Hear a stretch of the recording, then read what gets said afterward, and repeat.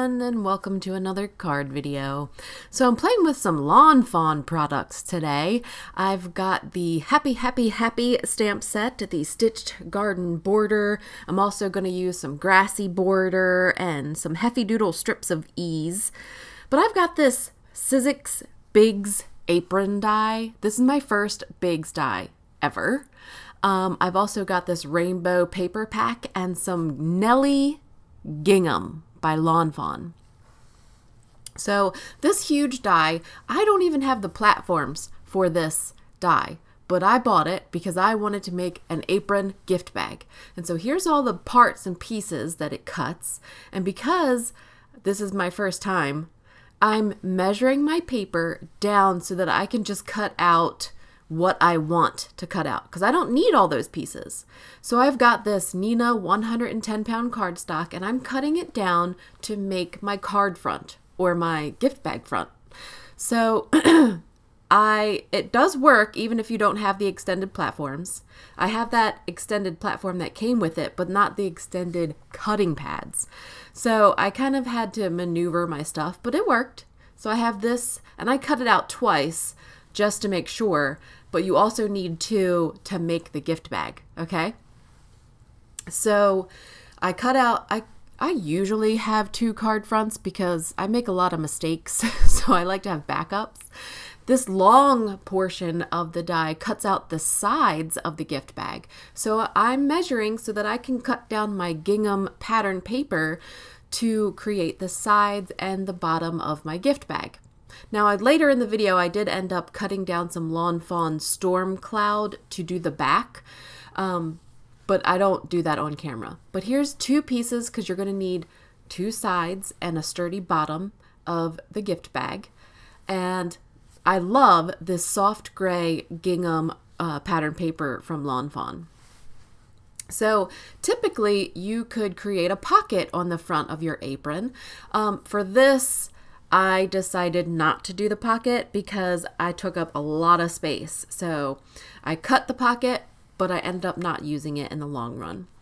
So I have two sides and a front and a back.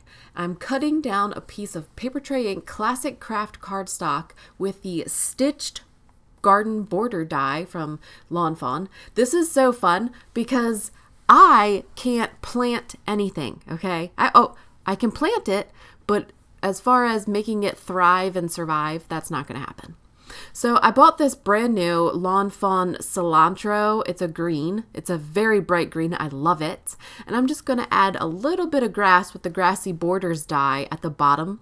That's how I store my scraps, y'all, in the same pocket, okay? I don't have like a separate scraps bin. I just have cardstock by color sorted.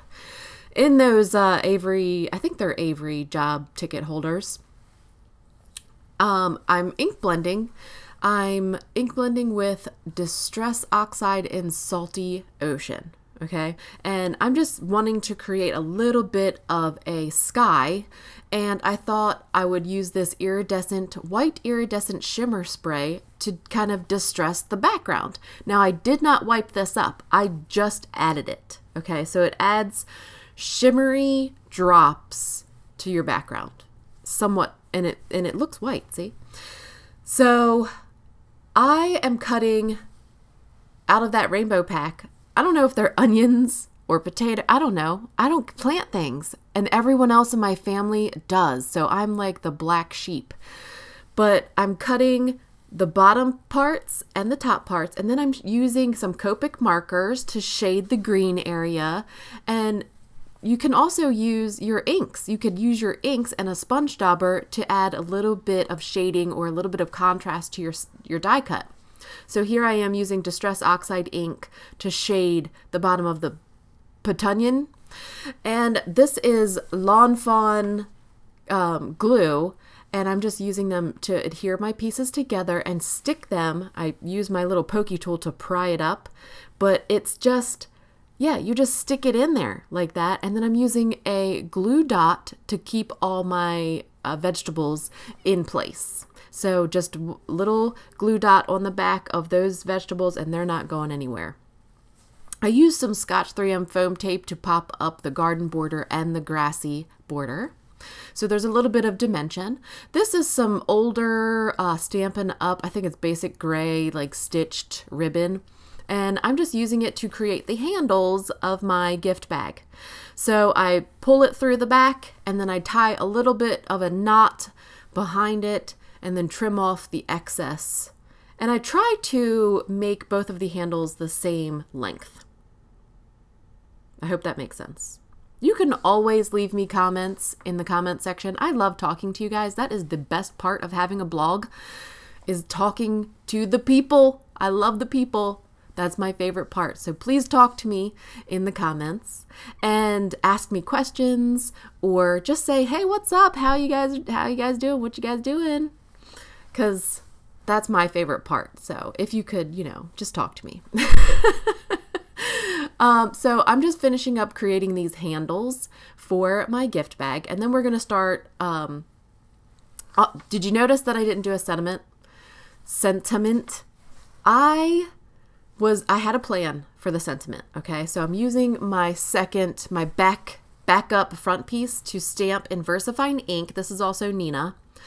My sentiments. Okay, so I have happy in the little scripty. I'm killing myself for not buying the dies for this, by the way, because you can get a die to cut out that happy, and I want it and I didn't buy it.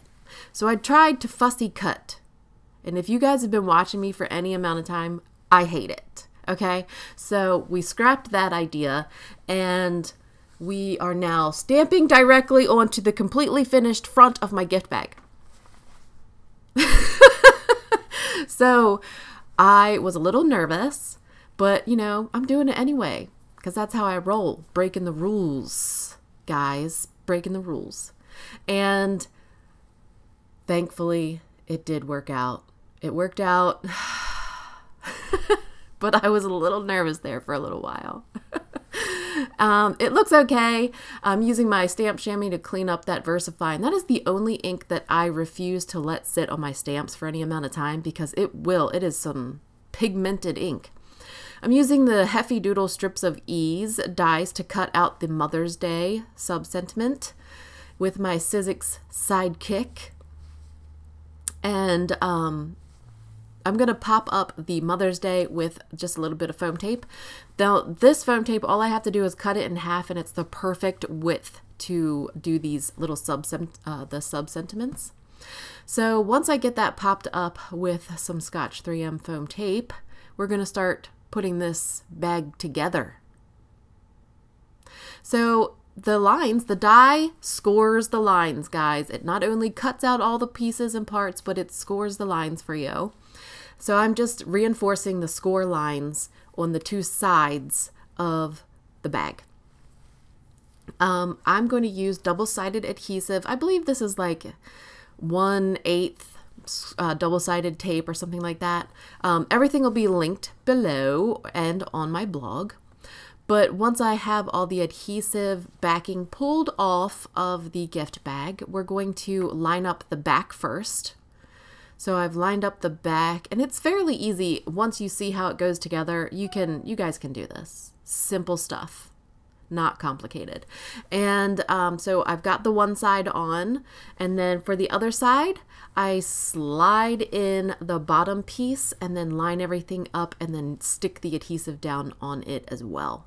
So here's reinforcing the score lines that are already there. I love those colors.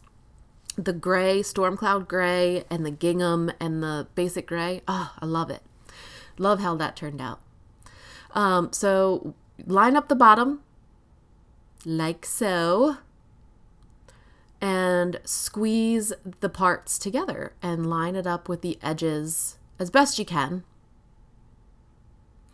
And now we're ready to put the front on. And it's super simple. You just line up the edges and squeeze that adhesive onto the backing. Onto the back of the front. Onto the back of the front. So I've got some black tissue paper that I use to wrap up my syringes that I sell in my Etsy shop. So I'm going to pull some of that out because that's the only color I have. I don't have any, I don't even have white. I think white would have looked better, but I plan on putting seed packets in this gift bag and giving it to some moms that I know. I hope you guys enjoyed my video, and stay tuned for some footage of our day 1 in Chicago. I think we went to the Shed Aquarium that day, so stay tuned for some awesome family vlogs.